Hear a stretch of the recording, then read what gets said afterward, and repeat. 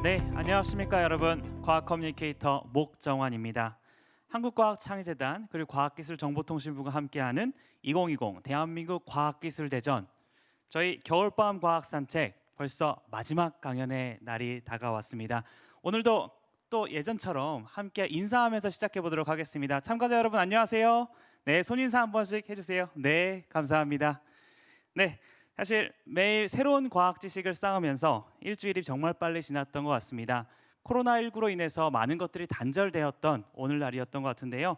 저는 여러분과 과학 지식을 나누면서 올 한 해를 마무리할 수 있어서 정말 감사한 것 같습니다. 네, 오늘 겨울밤 과학 산책 마지막 강연, 오늘의 주제는요, 뉴턴의 아틀리에, 물리학의 눈으로 본 미술입니다. 뉴턴의 아틀리에, 저도 개인적으로 굉장히 재미있게 읽었던 책의 제목이기도 한데요. 양자역학 이론을 연구하고 계신 경희대학교 김상욱 교수님을 모시고 재미있는 물리학 세계로 빠져보시면 어떨까요? 교수님께서는요, 방송 프로그램 알쓸시잡으로도 많이 알려져 계시죠. 오늘은 미술을 물리학적인 관점으로 바라보는 새로운 시각을 여러분께 선사해 드린다고 합니다.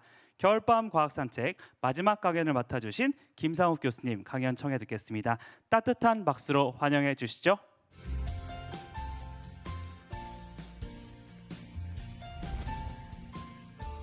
네, 안녕하세요. 소개받은 물리학자 김상욱입니다. 이전에도 많은 분들이 나오셔서 이제 과학 이야기를 겨울밤 사라졌네요. 겨울밤 과학 이야기니까 과학에 대한 많은 이야기를 하셨을 것 같은데요. 오늘은 저는 그래서 약간 좀 힘을 빼고 과학의 눈으로 본 예술, 과학의 눈으로 본 미술 이야기를 좀 해볼까 해요. 물론 저는 과학자니까 미술에 대한 어떤 이론이나 미술에 대한 심오한 그 이야기들을 하기 어렵고요. 여기 뒤에 보이시는 이 화면에 있는 제목이 바로 이야기하려는 제 그 주제가 되겠습니다. 사실 이것은 칸딘스키라는 미술가가 쓴 책의 제목이기도 해요. 그래서 책의 제목은 독일어로 쓰여 있는데요. 그 점, 선, 면이라고 되어 있죠. 칸딘스키는 점, 선, 면이라는 이 단순한 도형들의 조합으로 미술을 했던 것으로 유명합니다. 제가 마지막 오늘 강연 뒷부분에 칸딘스키의 이 점선면으로 만들어진 이제 그림을 보여드릴 텐데요. 이 점선면을 통해서 어떻게 과학과 수학과 미술이 만나는지에 대해서 쭉 지켜보시면 좋겠습니다. 자, 우선 오늘의 주제는 첫 번째 주제는 점이죠. 점을 모르시는 분은 안 계실 거예요. 여기 보시면은 여기 한 가운데 찍혀 있는 것이 점인데, 물론 이것은 엄밀한 의미에서 점은 아닙니다. 점에 대해서 굉장히 오래 전에 아주 유명한 수학자가 쓴 이야기가 있어요. 이 책은 유클리드라는, 다 아시는 분이죠. 유클리드라는 그 고대 그리스의 수학자가 쓴 책, 기하학 원론이라는 책입니다. 이 책 다 보셨죠? 다 보셨나요? 네, 언제나 이런 반응이 나오는 걸 제가 알고 있는데, 네, 이 책을 이제 본 사람은 많지 않지만 이 책에 나오는 내용은 우리 모두 알고 있습니다. 왜냐하면은 지금 현재 한국 교육 과정에서는 중학교 2학년 때 배우는 기하학이기 때문이죠. 삼각형의 합동 조건, 뭐 직각 삼각형, 뭐 삼각형에 내접하는 원, 이런 것들이 나오는 그런 책입니다. 자, 그런데 이 책의 시작은 점에 대한 이야기로 시작합니다. 저는 그 이야기가 너무나 심오하고 아름답기도 해서 많은 분들에게 보여드리긴 하는데, 많은 분들이 아니 아무리 이게 아름다워 봐야 수학일 텐데 수학적인 내용이 아름다운 적이 별로 없었다는 그런 안타까운 경험들이 많기 때문에 제 말을 믿지 않는 분들이 많은데요.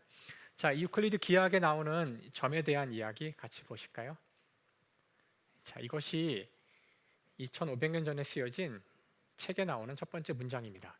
점은 부분이 없는 것이다. 이게 좀 많이 생각해 보게 만드는 그런 문장이죠. 부분이 없다는 말이 무슨 말일까요? 어떻게 하면 부분이 없을 수 있을까요? 제가 처음 보여드린 그 점 기억하시죠? 여기 중간에 제가 검은색으로 찍어 놓았던 원 같은 거, 거기에 분명 부분이 보입니다. 어떻게 해야 부분이 없을까? 사실 이 문장은 계속 곱씹어 봐야 되는 문장인데요. 사실 이 문장이야말로 오늘 저희 첫 번째의 가장 중요한 주제이기도 합니다.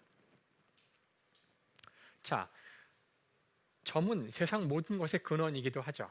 왜냐하면 점을 모아서 선이 되고 선을 모아서 면이 되고 면을 모으면 부피가 되기 때문이죠. 그래서 제 오늘 강연의 그 가장 중요한 주제 중에 하나였던 칸딘스키의 책 점선면도 그런 것을 염두에 두고 쓴 그런 책이기도 합니다. 사실 세상 모든 것이 점으로 되어 있다는 것을 가장 잘 알았던 화가는 바로 제 뒤에 보시는 이 그림을 그렸던 조르주 쉐라입니다. 쉐라의 이 그림은 오늘날 저희가 점묘법이라고 부르는 거죠. 그래서 점묘법으로 된 이 그림을 보시면 일단 뭔가 굉장히 몽환적이지 않나요? 뭔가 좀 꿈속 같기도 하고 되게 부드럽죠. 파스텔 같기도 하고. 하지만 이 그림은 그 자세히 이제 확대를 해보면 말 그대로 점묘법, 점을 무수히 찍어서 만든 그림이죠. 그래서 이 하나의 그림을 그리기 위해서도 이 쉐라는 몇 개월 동안 이 작업을 했다고 하는데요. 이 그림이 재밌는 것은 이 쉐라가 단순히 이제 화가로서 물론 그림을 그린 거지만 단순히 그냥 점으로 그림을 그려보자 하는 것 이상의 의미가 있다는 것 때문에 저는 이 그림이 중요하다고 생각해요. 즉, 이 세상 모든 것이 점으로 돼 있다는 메시지를 전달하고 싶지 않았을까? 왜냐하면은 이 그림을 보시면 그림 테두리가 보이시나요?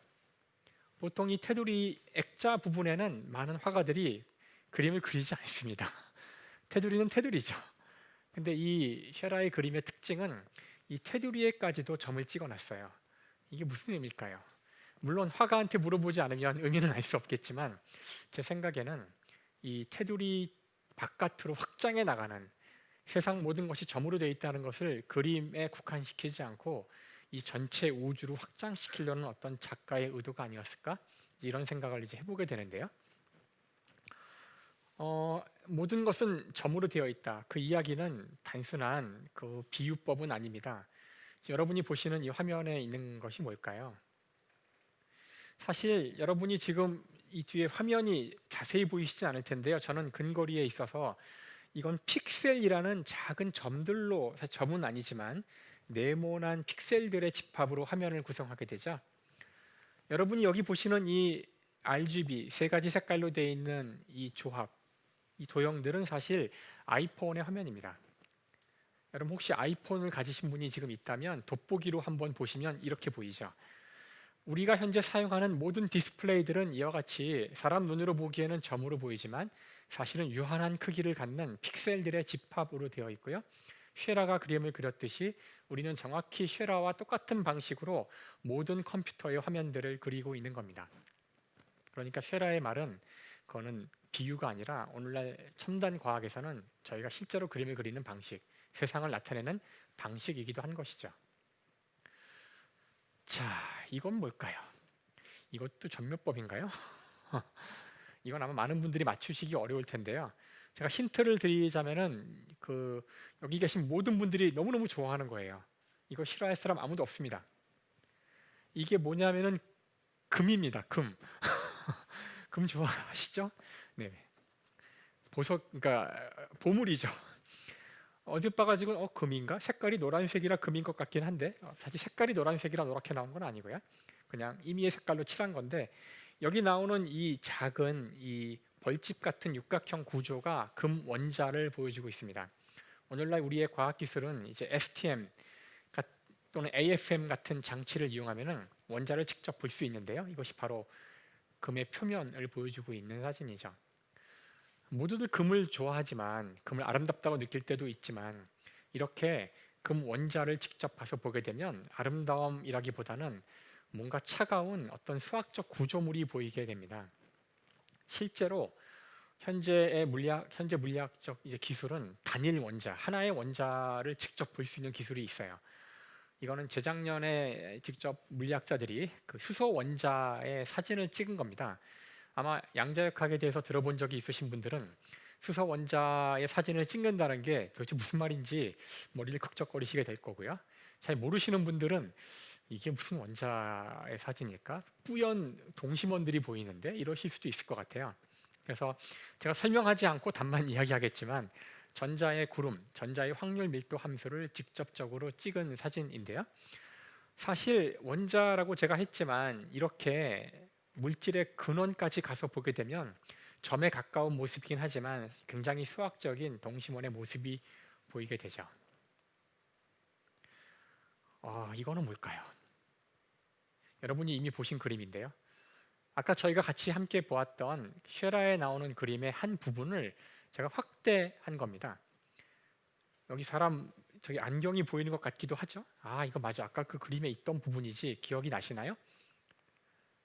오른쪽 위에 여성 모자에 있는 저 작은 꽃 같은 이 뭐라 그럴까요? 장식물. 제가 그 부분을 확대한 거죠. 저 정도로 확대가 되면은 이 부드럽게 보이는 쉐라의 그림도 약간 딱딱하게 보이기도 합니다. 사실 이 전묘법의 그림이 부드럽게 보이는 이유랄까? 이유는 뭐 정확히 이것 때문만은 아닐 수 있지만 대개의 그림은 선이 깨끗하게 그려질 때가 많아요. 그런데 이거는 점을 찍은 거다 보니 선이 깨끗하지 않고요, 날카롭지 않고요, 뿌옇게 돼 있죠. 아마 그런 것들이 우리에게 몽환적이고 부드러운 느낌을 주는 겁니다. 하지만 그런 부드러움을 느끼고 싶으시면 이 그림과 어느 정도 거리를 두어야 한다는 거죠. 여러분이 그림에 접근하게 되면은 이제는 아까 같이 작은 점들의 집합이 보이게 됩니다. 그것은 쉐라의 그림만이 아니라 여러분의 아이폰이나 스마트폰도 접근해서 보시게 되면은 돋보기를 들이대면 RGB, 아까 제가 말씀드린 그런 픽셀들이 보이는 것이나 마찬가지죠. 그래서 물론 이거는 지금 어떤 과학적 사실 또는 미술의 어떤 사실을 제가 이야기하고 있지만 이것으로부터 우리가 어떤 인문학적, 인간적 함의를 좀 무리해서 끄집어낼 수 있지 않을까? 그래서 제가 좋아하는 문장을 하나 보여드릴 텐데요. 따뜻함은 적절한 거리에서 생긴다고 생각해요. 그림으로부터 적절한 거리를 두었을 때 쉐라가 그린 전묘법의 그림은 부드럽고 따뜻합니다. 하지만 그곳에 접근해서 그 진실을 보게 되면 점들이 보이죠. 수학적 구조물들이 보입니다. 인간도 마찬가지가 아닐까요? 여러분 주변에 친한 사람들이 있다고 해서 가족이 있죠. 가까이 가는 것이 좋다고 생각할 수도 있지만 너무 가까이 가서 그 사람의 모든 본질을 볼 때 과연 따뜻함이 계속 느껴지지 못할 수도 있어요. 인간의 본질이나 그 사람의 정말 본성은 차가울지도 모릅니다. 사실 자연과학이 발견한 이 우주의 본질, 우주의 궁극의 모습은 인간과는 굉장히 다른, 인간의 경험과는 다른 모습이거든요. 그래서 제가 조금 비약을 해보자면 따뜻함은 적절한 거리에서 생겨나니까 여러분이 주위에 친한 친구 또는 가족하고라도 적절한 거리가 항상 필요하다는 생각을 해보시면 좋을 것 같아요. 자, 이제 점에 대한 이야기를 좀 더 끌고 가볼 텐데요. 이제 수학 이야기를 하고 있었죠. 수학적 점에 대해서. 이 그림은 아주 유명한 라파엘로의 그림입니다. 라파엘로의 아테나 학당이라고 하여 여기에는 지금 고대 그리스의 뭐 유명한 철학자는 다 나와 있습니다. 지식인들이 다 나와 있죠. 이 가운데 물론 제 눈에 띄는 사람은 이 와중에도 공부하고 있는 사람이 보이시죠? 보이시나요? 저 아래 안 보이세요? 막 쓰고 있죠. 아니나 다를까 이 사람은 수학자 피타고라스입니다. 피타고라스고요. 이 그림의 주인공은 당연히 이 그림의 정중앙에 서 계신 두 사람입니다. 그래서 왼쪽은 서양 철학의 거의 아버지라고 할 수 있는 플라톤이고요. 오른쪽에 있는 분이 과학의 서양 거대 철학의 아버지라고 할 수 있는 바로 아리스토텔레스죠. 아리스토텔레스는 우리의 이 점에 대한 이야기에서도 중요한 역할을 하게 되는데 점에 대해서 아주 재밌는 이야기를 하신 적이 있어서 그래요. 자, 이거는 아리스토텔레스의 이야기입니다. 점은 부분이 없는 것이라 그랬죠. 따라서 여러분이 점을 찍는 순간 문제가 생기죠. 점을 찍으면 부분이 보이죠. 점의 크기가 있다면 그 크기를 반으로 나누면 부분이 생깁니다. 그래서 점은 그 정의상 크기를 가질 수가 없어요.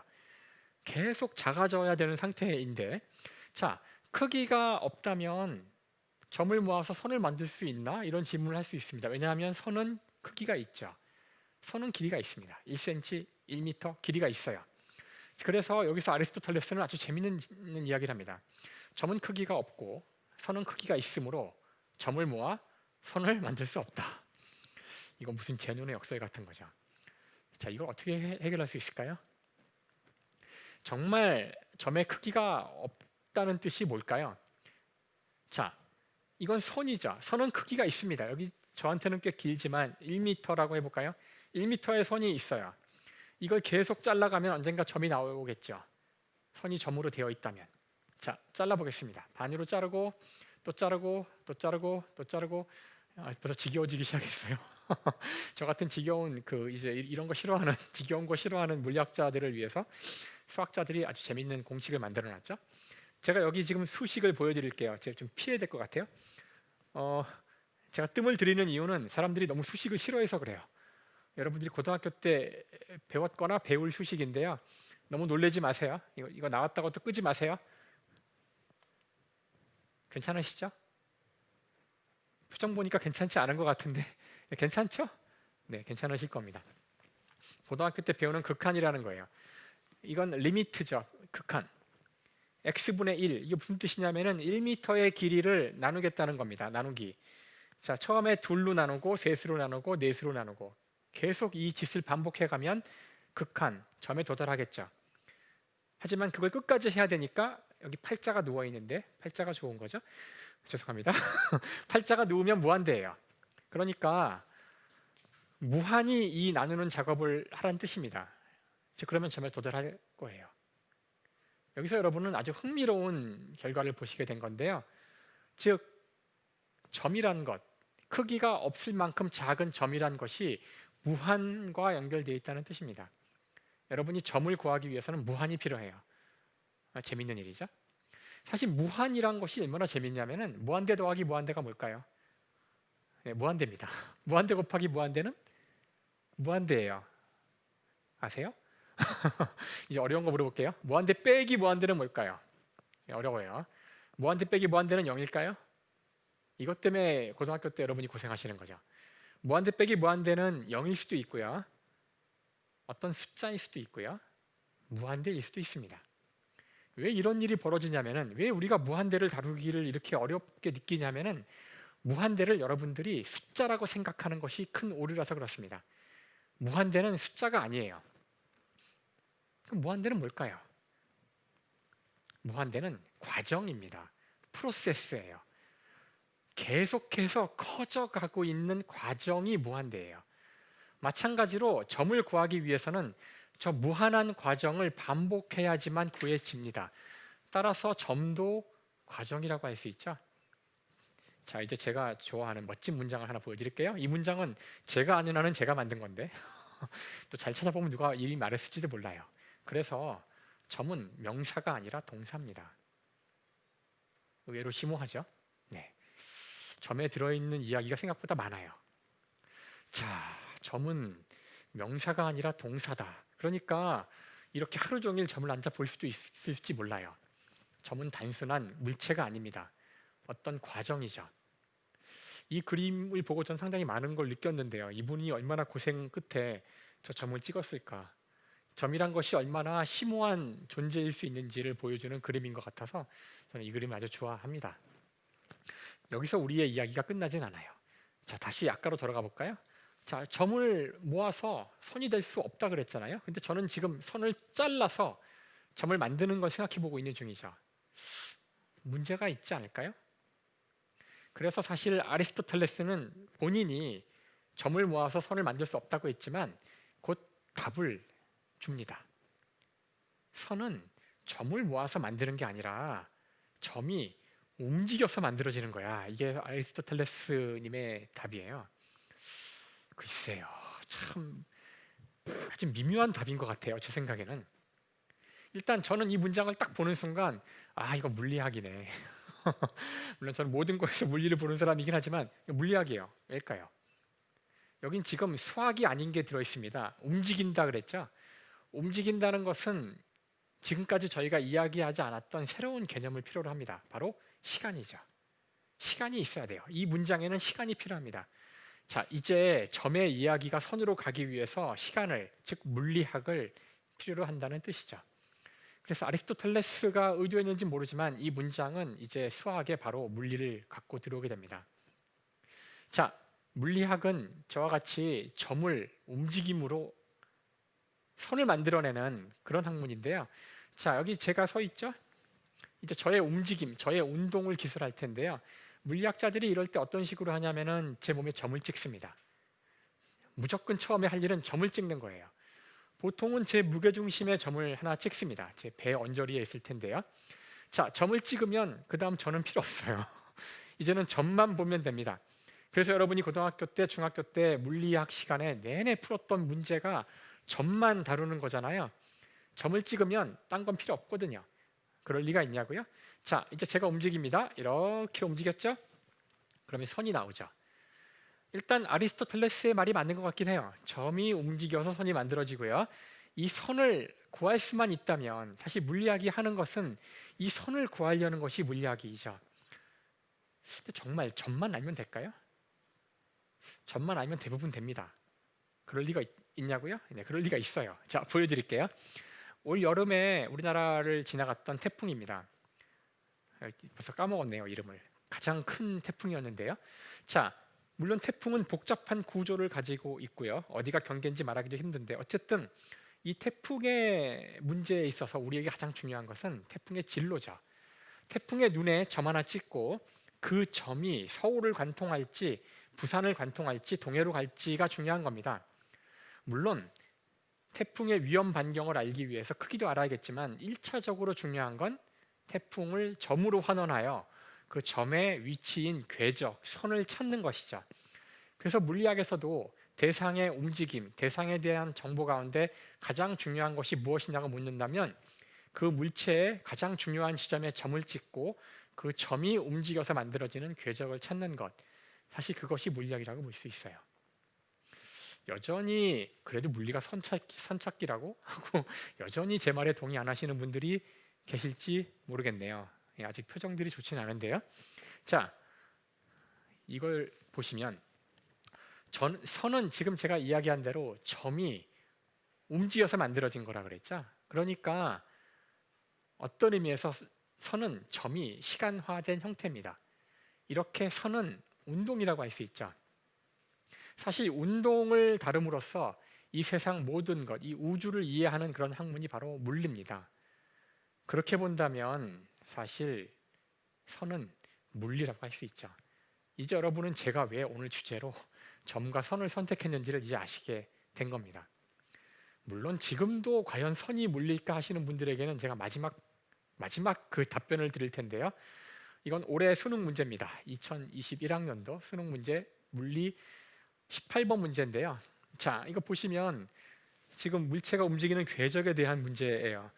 물체가 어떻게 움직이는지 궤적 구하면 끝나는 거죠. 이제는 이해하시겠죠? 여러분이 수없이 많은 물리 문제를 풀 때 궤적을 구할 수만 있다면 3초 후에 물체가 어디 있을지 5초 후에 어디 있을지를 다 알게 됩니다. 그래서 물리는 선을 구하는 문제라고 할 수 있죠. 자, 물리가 선이라면, 점이 움직여서 선이 만들어지는 거라면 선은 굉장히 중요한 것임에 분명한데요. 사실 선은 여기서 그 역할이 끝나지 않습니다. 물리와 미술에 대한 이야기에서 선은 한 번 더 중요한 역할을 하는데요. 바로 빛은 선이기 때문이죠. 빛이 선이라고요? 더 정확히는 빛은 직선이죠. 빛에 대해서 가장 오래된 책은 바로 이 이븐 알-하이삼이라는 이슬람 과학자죠. 이슬람 과학자가 쓴 책 광학의 서입니다. 이 책이 쓰여진 시기는 1011년, 그러니까 지금으로부터 1000년 전에, 놀라운 일이죠. 그래서 1015년이 딱 요 중간되는 해잖아요. 그래서 1015년을 저희가 기념하여 2015년을 유네스코가 선정한 세계 빛의 해로 선정합니다. 그 이유는 알-하이삼의 광학의 서라는 책이 출간된 지 1000년 됐기 때문이죠. 이 책은 저희가 우습게 볼 수 없는 것이, 이 책에는 사람이 어떻게 빛을 보는지에 대한 이야기가 나옵니다. 빛이 사람 눈에 들어와서 안에서 상이 맺히고, 그러기 위해서 사람의 눈은 어떤 특별한 구조를 갖고 있고요. 이 눈으로 들어가는 빛은 직선, 직진해 들어간다는 거죠. 지금은 저희에게는 당연한 이야기지만 제가 옛날에 초등학생들한테 이 사람이 본다는 게 뭔가 이런 걸 이야기한 적이 있었는데, 많은 학생들이 본다는 거에 대해서 정말 오만 가지 생각들을 하고 있더라고요. 사람 눈에서 빛이 나온다는 학생도 있었고요. 물체 스스로 빛을 만든다는 학생도 있었고요. 지금 우리는 본다는 것이 외부의 광원의 빛이 물체에 맞아서 반사하여 직선의 형태로 내 눈에 들어왔다는 것, 그 과정이 보는 과정이라는 걸 알고 있는데요. 이 사실을 정확히 이해하고 해부학적인 눈의 특성도 이해를 해서 책에 남긴 사람이 바로 이 알-하이삼이었던 거죠. 자, 왜 빛이 직진해서 온다는 것, 우리가 본다는 것의 근원이 저렇다는 것이 왜 중요할까요? 저 책은 이제 르네상스의 유럽으로 전달이 되고요. 유럽 사람들이 이 책을 보고 본다는 것이 무엇인지를 깨닫게 되자, 자, 본다는 것이 이와 같이 직선들로 이루어져 있다면 거꾸로 우리가 보는 것을 실제로 그런 모습이 아닐지라도 직선으로 돼 있다는 것을 역으로 이용하여 2차원에서 3차원을 구현할 수 있다는 사실을 알게 되죠. 그게 바로 1435년에 그 알베르티가 썼던 회화론에 나오는 이야기고요. 오늘날 우리가 이것을 원근법이라고 부릅니다. 원근법을 이해하기 위해서는 우리가 본다는 것이 직진하는 빛으로 되어 있다는 사실을 알지 못하면 알 수가 없죠. 자, 이제 원근법이 나오고서 그 유럽의 미술은 동양과 또는 다른 모든 문명권과는 완전 다른 길을 걸어갑니다. 자, 이건 당시에 그려진, 그러니까 원근법을 알고 있었던 수많은 화가들의 그림 중에 하나죠. 마사초는 당시 원근법을 사용한 최초의 그림을 그린 사람 중에 하나인데요. 여기 보시면 원근법이 드러나 있죠. 쫙 원근법이 보이고요. 더 중요한 것은 빛이 직진을 한다는 사실로부터 우리가 또 뭘 알 수 있냐면은 그림자가 생긴다는 사실을 알 수 있어요. 너무 당연한 사실인데요. 서양에서는 이 당시 중세니까요, 중세 말기죠. 신이 굉장히 중요했습니다. 기독교에서 서양의 신은 태양이죠. 하나님은 하늘에 있습니다. 하늘의 태양이 바로 하나님을 형상화하는 건데요. 빛이 언제나 신입니다. 따라서 빛이 직진한다면은 그것이 인간을 때리고 나서 보여주는 그림자는 굉장히 중요한 소재가 됩니다. 이 그림에서 이 베드로의 그림자에 자기 몸을 밑에 그 그림자에 깔므로써 자기를 병을 낫게 하기를 바라는 이 환자의 모습을 그린 건데요. 제가 이걸 강조하는 이유는 이 빛에 대한 관계를 정확히 모르는 문명권에는 그림의 특징이 하나 있어요. 바로 우리 문화권의 그림이죠. 그림자가 없습니다. 여러분 동양화에서 그림자 찾아보세요. 없습니다. 그림자가 나오기 위해서는 빛이 직진을 한다는 명확한 너무나 당연한 사실을 알고 있어야 합니다. 그리고 빛을 그려야겠다는 생각을 해야 되죠. 우리는 한 번도 빛을 그려야겠다는 생각을 한 적이 없다는 뜻이에요. 이제 곧 서양 사람들은 머지않아 빛을 직접 그리기 위해서 인상파라는 것이 탄생을 합니다. 그들은 바로 빛을 캔버스에 그리기를 바랬죠. 이 빛에 대한 이 단순한 사실이지만 이것이 그 뒤에 굉장히 많은 문화적, 과학적 차이를 준다는 말을 제가 하고 싶은 겁니다.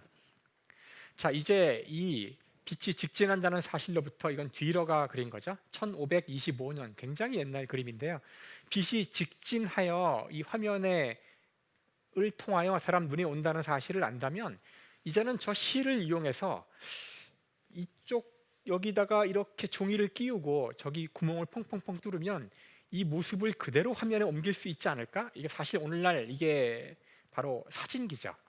사진기나 카메라의 원리가 나오는, 지금은 저희가 물론 이거를 진짜 빛을 이용하여 감광되는 어떤 필름을 이용하는 거지만 당시는 직접 종이에 실로 꿰뚫어서 그리겠다는 겁니다. 자, 이런 식으로 빛의 직진을 이용한 그림을 그리겠다는 생각을 하게 되면 지금 우리로서는 상상도 할 수 없는 이런 세밀화가 1500년대에 유럽에서 그려집니다. 자, 이것이 왜 중요하냐면은 자연을 있는 그대로 그릴 수 있는, 자연과학이 발전하기 위해서는 자연을 있는 그대로 관찰하려는 그런 속성이 필요한데, 그런 어떤 동기가 필요한데 이미 16세기 서양에는 그럴 수 있는 기술이 있었다는 거죠. 1200년대 사실 그 광학의 설을 본 철학자이자 과학자였던 로저 베이컨이죠. 거의 최초의 과학 철학자일 수도 있는데요. 로저 베이컨은 이런 그림을 자기 책에 남기고 있어요. 이건 바로 구형으로 사람의 눈을 연구한 거죠. 구형으로 된 유리가 있다면 이와 같이 빛이 꺾일 거라는, 굴절할 거라는 것을 예상하는 겁니다. 이미 이들은 벌써 유리를 이용해서 빛의 굴절을 연구하고 있었던 거죠. 빛의 굴절을 연구할 수 있다는 뜻은 곧 실용적인 결과가 나온다는 건데요. 거의 최초로 남아있는 그 안경에 대한 기록은 1300년대입니다. 그러니까 이제 곧 사람들이 보는 원리를 이해하자마자 보이지 않는 이유도 알게 되고요. 그거를 유리를 이용하여 굴절시켜서 보정할 수 있다는 사실도 알게 된 거죠. 그래서 1300년대, 1400년대가 되면 안경이 만들어집니다. 이들은 안경을 사용하기 시작했고요. 서양에서는 이 안경은 유리 하나를 이용하는 거잖아요.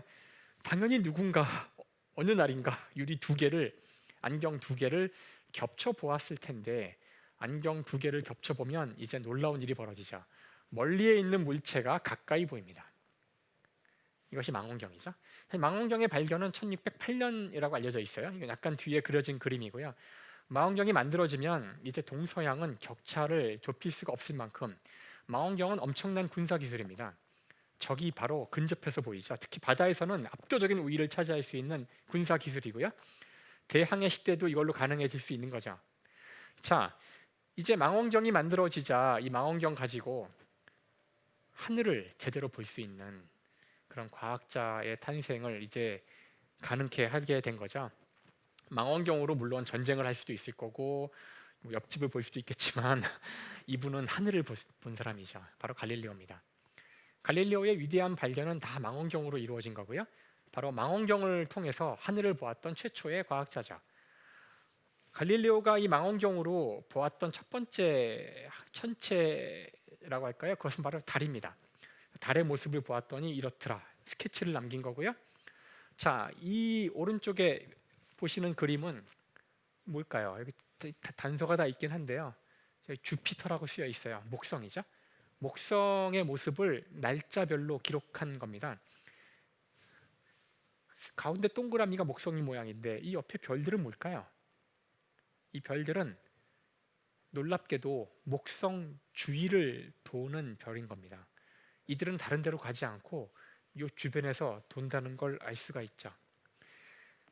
당시 모든 사람들이 믿고 있던 천동설에 따르면 모든 천체는 지구를 중심으로 돌아야 되는데 목성을 중심으로 도는 게 있었던 거죠. 지구가 돌지 않을 이유가 없는 겁니다. 사실 갈릴레오가 미쳐서 어느 날 갑자기 지구가 돈다고 한 건 아니고요. 여러 가지 증거들 가운데 결정적 증거가 이거였죠. 달이 그 자신의 위성을 갖고 있다는 겁니다. 자, 그래서 이제 서양의 역사에서, 과학의 역사에서 이 두 개의 유리를 겹쳐 본다는 것이 단순히 멀리 있는 물체를 다 가깝게 본다는 것 이상의 의미를 갖게 된 거죠. 무슨 뜻이냐면은 이제는 자연을 그전보다 훨씬 더 높은 정밀도로 관찰을 하여 그전 사람들이 경험으로는 알 수 없었던 사실들을 알게 되고요. 그 사실로부터 전혀 상상도 할 수 없었던 새로운 우주에 대한 법칙들을 찾아낸 겁니다. 갈릴레오가 죽었던 해에 태어난 사람이 바로 뉴턴이었고요. 갈릴레오가 남겼던 수많은 이 자연에 대한 법칙에 대한 이야기들을 수학으로 정립한 바로 그 뉴턴이 쓴 책이 프린키피아고, 프린키피아의 탄생 이후로 서양의 문명과 동양의 문명은 완전히 다른 길을 걷게 되죠.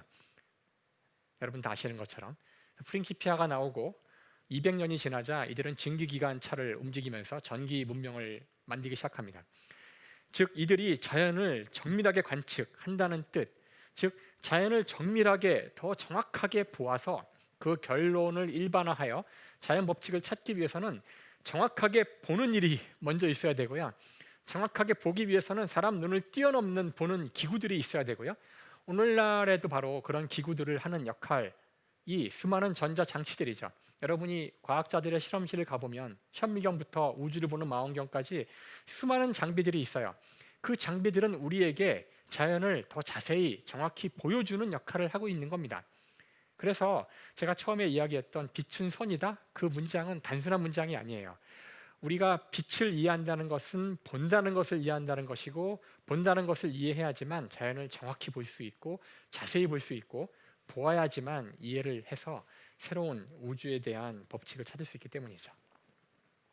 그래서 빛은 물리입니다. 오늘날에도 빛의 가장 중요한 빛의 여러 중요한 발견들이 있을 때마다 물리학이 뒤흔들리잖아요. 지금도 아마 많은 분들이 어떤 노벨 물리학상은 저건 왜 주지? 이런 것들이 있는데요. 그런 것들은 새로운 관측 장비들입니다. 지금까지 보지 못했던, 지금보다 정확도가 10배, 100배 커지는 관측 장비가 만들어지면 노벨상을 받아요. 그것은 그 장비를 만든 것만으로 상을 받습니다. 이제 새로운 것이 열릴 거기 때문이죠.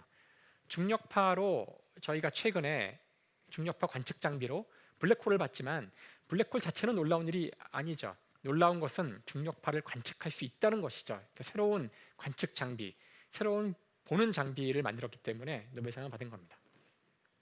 자, 이것은 유명한 카니자의 삼각형이라는 건데요. 제가 선에 대해서 마지막 할 얘기는 이 도형에 대한 이야기죠. 여러분이 이 그림을 딱 보는 순간 삼각형이 딱 보이시나요? 그게 안 보이면 인간이 아니에요. 그게 보여야 돼요. 하지만 제가 인공지능 보고 이걸 딱 보여주면서 이게 뭘까? 그러면 인공지능이 따다닥 보고서, 물론 아주 좋은 인공지능은 모르겠지만 아마 대부분의 기계 지능은 이걸 뭐라고 평가할 거냐면은 이것은 8분의 1 잘려나간 검은색 원이 3개 있는 거라고 할 거예요. 가장 정확한 답이죠. 근데 우리는 이걸 보면 3개의 원도 보이지만 왜 삼각형이 보일까요? 왜냐하면 우리 인간은 선을 보기 때문에 그렇습니다. 아까 제가 픽셀 이야기를 했죠. 우리 인간의 망막도 픽셀입니다. 그래서 여러분이 지금 앞에 화면을 보시면 화면에 눈앞에 있는 모든 정보가 눈으로 들어와서 이렇게 2차원의 화면으로 딱 망막에 상이 맺히죠. 그 상을 이제 두뇌로 보내서 뇌에서 이걸 처리를 해야 되는데, 한번 상상을 해보세요. 이 많은 픽셀 정보들을 뇌에서 그때그때 막 구분해 가지고, 아 여기 사람이 있나, 이 얼굴이 누구지, 아 이건 김상욱 교수네, 이 김상욱 교수가 누구더라, 이런 식으로 하려면 시간이 너무나 많이 걸릴 겁니다. 우리는 보는 즉시 세상을 바로 이해할 수 있잖아요. 이게 가능한 이유는 사람이 눈으로 보았을 때 눈으로 본 정보를 바로 있는 그대로 날것의 데이터, 픽셀 데이터 형태로 뇌로 보내지 않아서 그래요. 시신경이 뇌로 갈 때 신경이 이미 가는 단계에서 두세 차례 프로세싱이 일어납니다.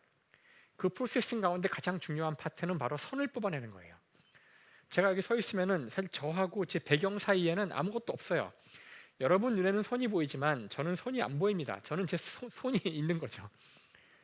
여러분은 즉각적으로 여기에 이만큼과 이 뒤가 다르다는 사실을 알고 여기 선을 하나 긋습니다. 선을 그어서 선들부터 빠르게 뇌로 보내자. 뇌는 그 안에를 채우기 전에 먼저 선 가지고 대상이 무엇인지를 빠르게 판단을 합니다.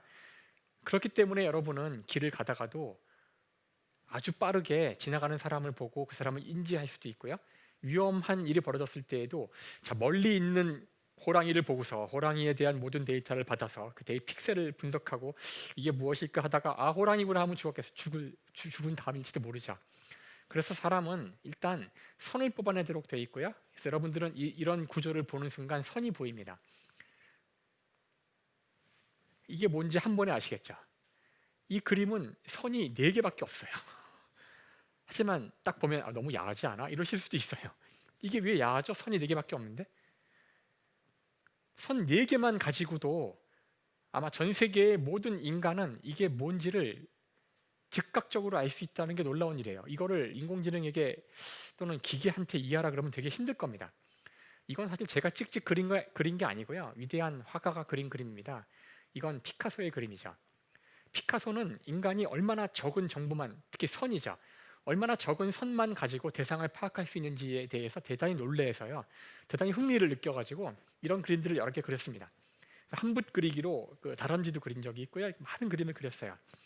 캐리커처가 가능한 이유는 사람은 몇 개의 선만으로 대상을 파악할 수 있기 때문에 그렇습니다. 그래서 사실 놀라운 일이지만 선은 인간이 세상을 이해하는 방식이기도 한 것이죠. 오늘 제가 선에 대해서 너무나 많은 이야기를 했죠. 선은 인간이 세상을 보는 방식이다. 정리해 볼까요? 제가 처음에 예고한 대로 제 마지막 장면은 칸딘스키의 멋진 그림으로 되어 있는데요. 사실 칸딘스키는 이 그림을 통해서 무엇을 보여주고 싶었냐면은 음악을 보여주고 싶었습니다. 여러분은 여기서 음악이 들리시나요? 아, 모르겠어요. 저는 이제 그 이야기를 듣고 나서 보니까 음악이 느껴지기도 하더라고요. 그래서 칸딘스키는 점과 선과 면의 이 고유한 구조가 어떤 구조는 우리에게 어떤 따뜻한 감정을 불러일으키고 어떤 구조는 우리에게 보는 순간 슬프기도 하고 그렇다는 이야기를 책을 쓴 겁니다. 저는 거기 다 동의는 못하겠더라고요. 막상 보니까 그런 것들은 다 문명에 따라 문화권에 따라 다르기 때문에 어쨌든 칸딘스키가 하고 싶었던 이야기, 세상의 모든 것은 점선면으로 되어 있다는 건 수학적인 이야기죠. 또한 세상의 모든 것을 선으로 파악하는 것이 물리라고 제가 이야기했고요. 세상을 본다는 것은 빛으로 보는 것인데 빛은 제가 선이라고 이야기했습니다. 끝으로 인간이 세상을 보는 방식은 선이라는 이야기까지 했죠. 그러니까 칸딘스키가 점과 선과 면을 이용해서 세상을 그의 추상이죠. 그의 추상화를 통해서 보여주고 했던 것이 어떤 의미에서는 되게 이건 무슨 애들이 그린 그림인가 할 수도 있지만, 또 한편으로 이 세상 모든 것이 점선면으로 되어 있다는 것을 우리가 알고서 다시 이 그림을 본다면 사실 이 그림에는 세상을 이루고 있는 모든 기본 요소들을 적절히 늘어놓은 것일 수도 있고요. 어떤 사람은 여기서 우주의 가장 근원이 보일 수도 있고, 어떤 사람은 칸딘스키가 간절히 바란 대로 이 조화로부터 음악을 느낄 수도 있을지 모르겠습니다. 그래서 저는 오늘 여러분에게 물리학자의 눈으로 본 미술에 대한 이야기를 했지만 사실 미술 이야기가 많이 나오지는 않았죠. 미술 이야기를 떠나서 이 점과 선, 어떤 수학적 구조물이라는 점과 선을 가지고 우리가 얼마나 많은 것들을 같이 엮어볼 수 있고 같이 함께 생각해 볼 수 있는지 그런 시간을 가졌던 것 같아요. 그래서 여러분들이 앞으로 혹시 미술관에 가셔서 또는 어떤 도록에서 또는 화집에서 그림을 보신다면은 그 그림 속에 들어있는 수학과 미술, 더 나아가서 어떤 인간에 대한 것들을 같이 읽는 그런 기회가 됐으면, 오늘 제 강의가 그런 기회의 계기가 됐으면 하는 바람을 가지면서 오늘 제 강연을 마치겠습니다. 감사합니다. 네, 교수님 네. 감사합니다. 네, 사실 저도 과학 커뮤니케이터로서 대중과 과학 사이에서 다리 역할을 하면서 네. 대중들의 과학을 어떻게 쉽게 전할 수 있는지 고민을 하는데요. 오늘 교수님의 강연을 들으면서 많은 것들을 또 배워가는 것 같습니다. 그리고 저뿐만 아니라 시청자분들 또한 정말 즐겁게 많이 소통하면서 이런 시간들을 보냈던 것 같은데요. 네, 그러면 저희가 이제 사전에 안내해드렸던 것처럼 질문을 몇 개 받아둔 것이 있습니다. 그 질문을 오늘 줌으로 참가하고 계신 시청자분께서 직접 질문하시는 시간을 갖도록 할 텐데요. 혹시 배호대님 계실까요? 손 한번 흔들어 주시죠. 네, 저희가 그 음소거를 해제해 드렸으니까요. 질문해 주시면 제가 듣고 전달해 드리도록 하겠습니다. 네, 교수님 강연을 접하면서 과학이라는 분야에 흥미를 많이 가졌습니다. 그런데 처음에는 잘 느끼지 못했는데 점점 더 관심을 가질수록 과학에 대한 배경 지식이 부족하다는 것을 좀 절실히 느끼게 됐습니다.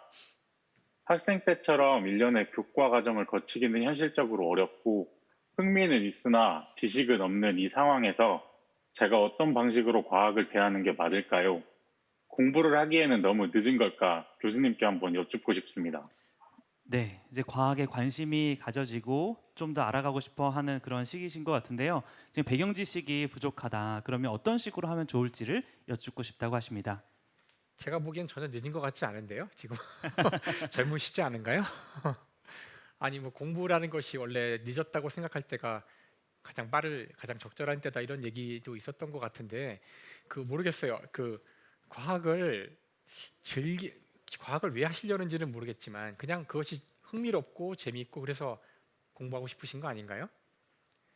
그럼 그냥 하시면 되지 않을까요? 왜 꼭 모르겠어요. 저희가 아마 학창 시절에 무언가를 공부하기 위해서는 선행 학습을 네, 내지는 최소한의 기초 지식을 이제 알아야 된다는 어떤 강박이 있어서 그럴 수도 있을 것 같은데요. 그 과학이라는 것이 어떤 깊은 지식까지를 다 아는 것, 그것이 제가 모든 사람들이 해야 한다고 생각하진 않아요.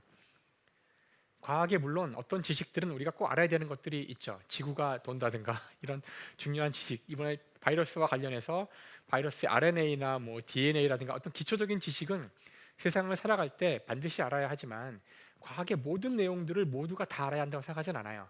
저도 세상의 모든 지식을 다 알려고 하지도 않고 제가 재밌는 것만 공부를 하니까요. 그래서 일단은 지금 뭐 전공을 하는 사람도 아니고 이걸로 먹고 살 것도 아니라면은 그냥 본인이 관심 있는 것부터 하나씩 하나씩 차근차근 이해할 수 있는 수준으로 준비하시면 되지 않을까? 그래서 이걸 하려면 먼저 물리를 하려면 수학부터 해야 한다는데 수학의 정석부터 이건 아니라고 생각하고요. 그냥 물리학자들이 쉽게 써놓은 아마 교양과학 책이라든가 그다음에 과학에 대한 여러 다큐멘터리라든가 이런 것들이 아마 그렇게 쉽게 접근할 수 있는 어떤 길을 열어주는 거라고 생각합니다. 그래서 제대로 하려면 물론 차근차근 공부를 하는 것이 필요하겠지만 저는 꼭 모든 사람들이 그 길을 걸어야 한다고 생각하지도 않고요. 그래서 본인이 어떤 목적으로 과학을 해야 하는 건지에 따라 다르다고 하는데요. 지금처럼 과학에 흥미가 생겨서 그냥 알고 싶은 거라면은 그냥 편안한 마음으로 그냥 구할 수 있는 것들부터 공부를 하시면 될 것 같아요. 너무 당연한 답인 것 같지만 네. 이게 정답이 아닐까 저는 생각합니다. 네, 교수님께서 그 과학 지식에 대해서 너무 어떤 깊이 있는 것들을 알아야 할 필요도 뭐 있을 수도 있지만 꼭 그럴 필요는 없고 더욱더 재미있고 흥미로운 것들을 찾아가면서 나의 흥미들을 길러내면 좋겠다 이런 이야기들을 하셨던 운동도 것 같아요. 마찬가지잖아요. 운동도 아침부터 막 새벽에 뛰면 좋겠다. 그거 다 좋은데 일주일도 못 뛰잖아요. 그래서 언제나 그 오래 해야 될 것들은 재미있게 할 수 있어야지만 그냥 수월하게 할 수 있어야지만 길게 할 수 있다고 생각해요.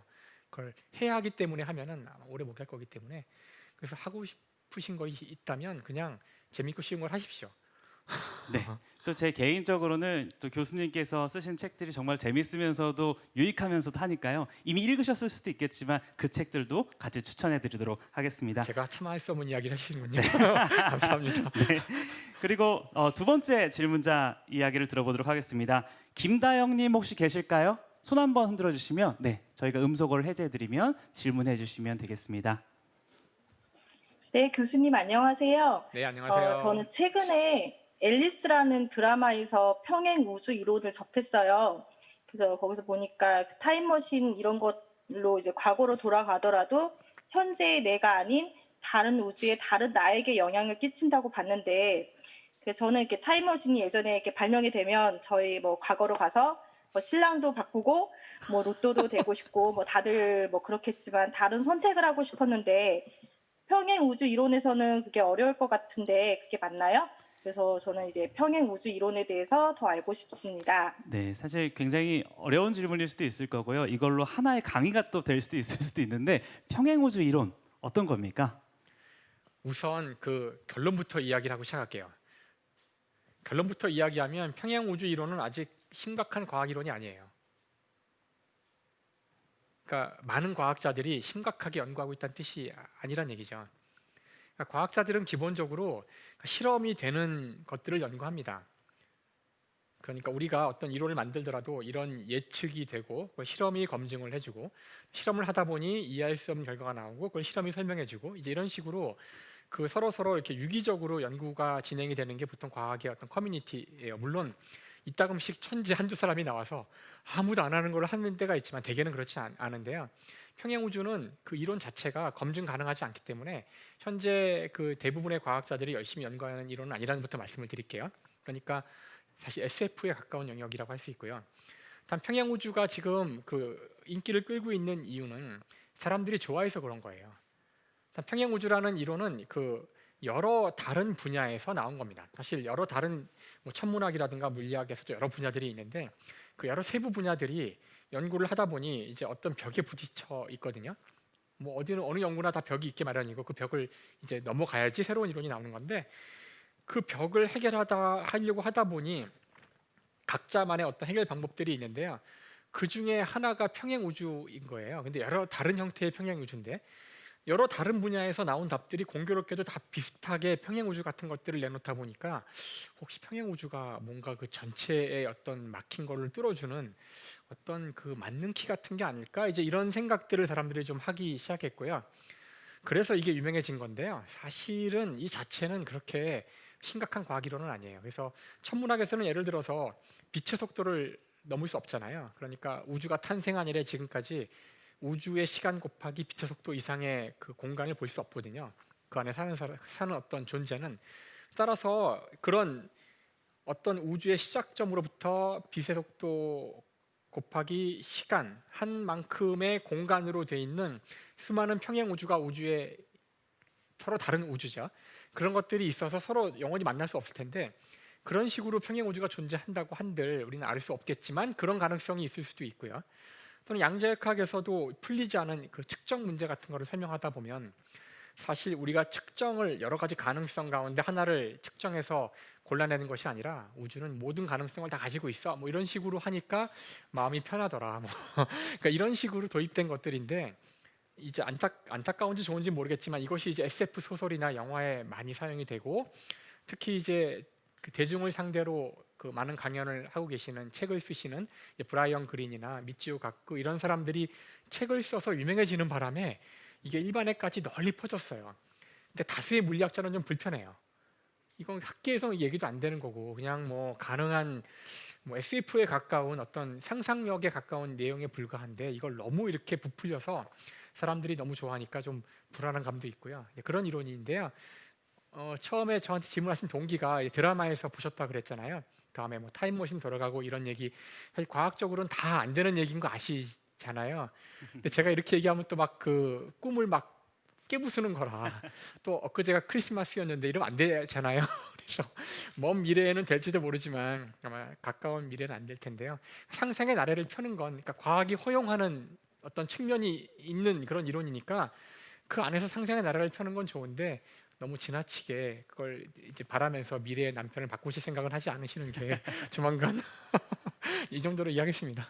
네, 감사합니다. 많은 분들께서 평행우주 이론에 대해서 더 잘 이해하실 수 있었을 것 같고요. 저희가 라이브에서 나오는 질문은 아니고 이제 사전에 나왔던 질문 중에 한 가지 정도를 조금 말씀을 드리도록 하겠습니다. 약간 비슷할 수도 있을 것 같은데요. 영화 양자물리학이라는 영화가 있었잖아요. 영화에 보면 양자물리학에 따라서 생각이 현실을 만든다 이런 내용이 나온다고 하는데 이게 정말인지 궁금해하는 분이 있다고 합니다. 이거에 대해서 좀 부탁드릴게요. 이번엔 이쪽에 볼까요? 그 양자 물리학이라는 영화 보셨나요? 안 보셨어요? 예, 뭐 이렇게 잘된 영화는 아니에요. 재미있는 영화예요. 재미있는 B급 영화. 저는 재밌게 봤어요. 근데 그 영화는 영화 제목과 영화 내용이 전혀 상관이 없는 내용. 그 영화인데, 그러니까 양자역학에 나오는 중요한 원리들이 영화에 갑자기 뜬금없이 불쑥불쑥 나오긴 해요. 정말 뜬금없이 나와요. 그래서 저 같은 사람들 막 깜짝 놀라는데 보다가 특히 그 영화에서 이제 많이 강조하는 것이 그 원하는 것이 이제 이루어진다. 이거는 과학적 사실이야. 양자역학 사실이야. 이런 식으로 이제 써먹는 부분들이 나오는데요. 양자역학에 그런 게 있어서 그렇죠. 양자역학에서 이제 두 개의 어떤 선택지가 있을 때 양자역학은 이 두 개의 선택지가 공존할 수 있다고 이야기해 주죠. 예를 들어 제가 지금 밖에 나가서 지금 빨리 밥 먹고 싶고요. 아니면 지금 계속 이거 해야 되는데 강연을 이 두 가지 행동을 동시에 할 수 있다고 이야기해줘요. 양자역학은. 자, 그런데 저는 지금 여기 서 있잖아요. 왜냐하면 여러분이 저를 봤기 때문에 그렇죠. 저를 관측했기 때문에 그래요. 이거 이상하죠? 이게 물리 같지 않죠? 여러분이 관측했다는 게 무슨 말일까요? 여러분이 저를 보아서 머릿속에서 저를 인지했기 때문에 그렇죠. 여러분의 생각이 저를 여기 있게 만든 것처럼 느껴지시나요? 예, 그래서 이제 그 영화에서 그런 말을 하는데 다 오류죠. 오늘 저는 여러분 동심 파괴하러 나온 것 같아요. 그러니까 이제 물리학에서는 양자역학에 이렇게 선택하는, 관측하는 이 행위를 어떤 인간의 인지 과정으로 이해하는 것이 오류라고 이야기해 줍니다. 양자역학에서 말하는 이 관측이라는 것은 인간이 보는 행위를 의미하는 게 아니고요. 그러니까 아까 제가 하던 이야기가 이어지는 거죠. 제 강연이. 아까 제가 본다는 것이 빛이 맞아서 눈에 들어와서 뇌에서 어쩌고 이렇게 얘기했지만 사실 우주 입장에서는 인간이 보는 게 뭐가 중요합니까? 빛이 맞아서 튕겨나오면 본 거예요. 그래서 사실 영화에서는 이 본다는, 이 관측한다는 양자역학의 이 기묘한 어떻게 보면 기묘한 과정을 좀 확대 해석하여 사람이 보는 것이 상대의 어떤 상태를 결정하니까 나의 의지가 영향을 줄 수 있는 것으로 이제 오해를 한 건데요. 실제 이런 오해는 양자역학의 100년 역사에서 수없이 많이 있었고요. 실제 많은 SF에서 이용하기도 합니다. 그러니까 뭐 저는 영화에서 이걸 썼다고 욕하고 싶은 생각은 전혀 없고요. 여러분들 마음껏 쓰세요. 하지만 과학은 전혀 아니고요. 예, 그런 거랑 상관이 없다는 거죠. 근데 이거 상관없다는 사실을 깨닫게 됐는데도 시간이 오래 걸렸어요. 그래서 양자역학의 역사가 100년이라면 이걸 깨닫는데 한 6, 70년 이상 걸렸으니까 쉬운 얘기는 아니고요. 그래서 앞으로도 혹시 이런 이야기를 누가 하는 걸 들으시면 야 그건 과학은 아니란다 하고 얘기를 해주시길 바래요. 그래서 동심을 파괴해 주세요. 진실을 아는 건 중요하니까. 아셨죠? 네. 네, 감사합니다. 영화는 영화다 정도로 마무리를 할 수 있을 것 같습니다. 다양한 질문들과 답변 감사드리고요. 사실 오늘 김상욱 교수님 통해서 많은 분들께서 물리학이 꼭 어려운 것만은 아니구나, 정말 이 세상에 그런 어떤 원리들과 밀접하게 관련이 있구나라는 것을 깨닫는 시간이었을 것 같은데요. 오늘 교수님 오늘 프로그램 좀 어떠셨습니까? 이제는 이런 그 줌식 강연이랄까요? 뒤에서 많은 분들이 뒤에서 보고 계시고요. 저는 앞에서 보면서 앞에서 카메라 보면서 이야기하고 이런 강연이 점점 익숙해지는 것 같아요. 뉴 노멀이랄까. 사실 여러분들 지금 방에서 이렇게 앉아서 강연을 보기보다 이 자리에 직접 앉아서 있었으면 더 좋았겠죠. 저도 그랬으면 더 좋았을 거고요. 하지만 이 팬데믹 상황이죠. 팬데믹 상황이 빨리 해결되면 좋겠는데 제가 꼭 드리고 싶은 말씀은 이 팬데믹 이 상황 자체도 과학의 문제고요. 해결도 과학의 문제라는 것. 그래서 우리가 오늘 고통을 겪고 있지만 이 문제를 빨리 해결하기 위해서 항상 과학적으로 생각하는 이제 백신이 곧 나올 때 함부로 백신을 거부하거나 하지 마세요. 그건 비과학입니다. 그러니까 이런 식으로 우리가 이 문제를 과학적으로 합리적으로 해결해야 된다는 사실을 꼭 말씀드리면서 이 고통스러운 상황을 빨리 해결하면 좋겠다는 바람을 가져봅니다. 그래서 내년에는 우리 여기 이 자리에 앉아서 저랑 같이 이야기하는 시간을 갖도록 하죠. 네. 네, 감사합니다. 월요일부터 오늘 일요일까지 7일 동안 7번의 과학 강연을 통해서 여러분을 만나 뵙게 됐습니다. 그리고 오늘 김상욱 교수님의 강연으로 유종의 미를 갖게 됐는데요.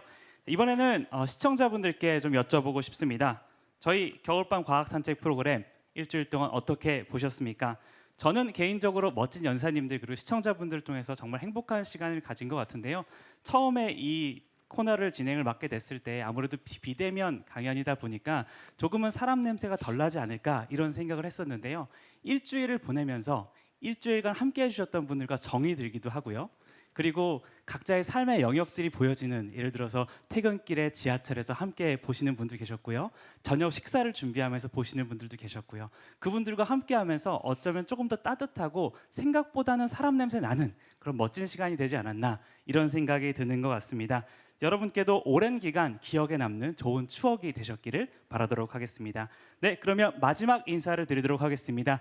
마지막은 또 함께 손 흔들면서 같이 인사를 해보도록 할까요? 여러분 정말 감사합니다. 네, 지금까지 함께 해주신 여러분 진심으로 감사드리고요. 편안한 저녁 되십시오. 감사합니다.